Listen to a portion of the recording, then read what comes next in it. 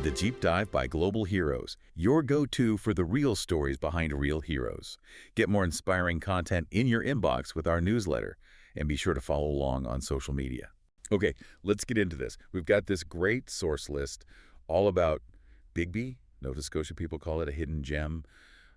Really the best of the East Coast, right? Right. And our mission today is to cut through the usual tourist stuff. We're looking at Digby's 10 Wonders to pull out the really surprising bits, the history, the ecology, and, well, how its pretty extreme geography kind of dictates everything. Exactly. We want you to walk away knowing the stuff that isn't obvious. And I think maybe we should start with the art connection. Good idea. Because for a place so defined by the sea, maybe its most famous name is Maud Lewis. Yeah, one of Canada's most beloved folk artists. Digby really is central to her whole life and story. And what's really striking is how far her work reached. I mean, this vibrant self-taught art all about local life. It's gone from Digby to the White House, inspired a Hollywood movie, too. That creative spark, if we look back historically, you land right on Electric City. That's fascinating. Yeah, originally La Nouvelle France. Back in the 1890s, it was really ahead of its time. Yep. Well, two big things. It was set up as one of Canada's earliest multicultural communities, which is pretty forward-thinking for the 1890s. And they powered it with hydro. Innovative stuff. Shows some real engineering smarts early on. Wow. Okay, and speaking of deep roots, let's talk wine. Forget what you think you know about New World wine. You mean Louis Hébert? Exactly. Planting a vineyard on the Bear River in 1611. That's not just old. That makes this one of the oldest wine-growing spots in, well, the whole New World. And that innovation didn't stop. Now the area has the province's only gravity-fed winery, using the landscape, Which all connects back to the water, right? The Digby Gut. The gut is absolutely central. It's more than just a channel. It's this narrow, really fast-moving tidal strait. Used by the Mi'kmaq way back, and then Champlain used it to get to Port Royal. It's the gateway.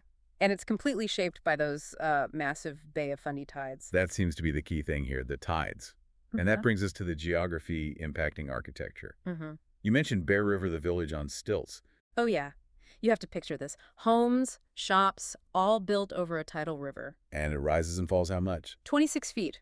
Twice a day. Wait, 26 feet? That's like nearly 3 stories. So the buildings are just up and down with the water. Pretty much. An incredible architectural solution purely because of those extreme tides. It's kind of wild. That is wild. And the geography keeps giving, like the balancing rock. Right. Out on Long Island, it's this basalt column, maybe 20 feet tall, weighs about 20 tons, and it just looks like it's teetering on the edge. Been there for millions of years. Okay, so if the tides dictate architecture, what about the food? The Bay of Fundy's energy must create something special there, too. Absolutely. That brings us to the scallops.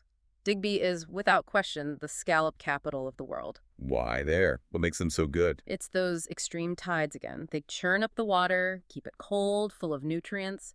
That's why the Digby fleet hauls in these famously large, sweet, just incredibly succulent scallops. Makes sense. And all that marine life must attract other things, too. Exactly. It makes it a top spot globally for whale watching. The whales come for the feast, basically. And if watching from land is more your speed. Then you've got Briar Island. It's right where the Bay of Fundy meets the Atlantic. An ecological hotspot, a nature sanctuary, paradise for birders. So looking back, we've covered quite a range. 17th century vineyards, 19th century hydropower, folk art known worldwide, and world-class scallops. Quite the mix. And the big takeaway for you, listening, seems to be the sheer power of the place itself.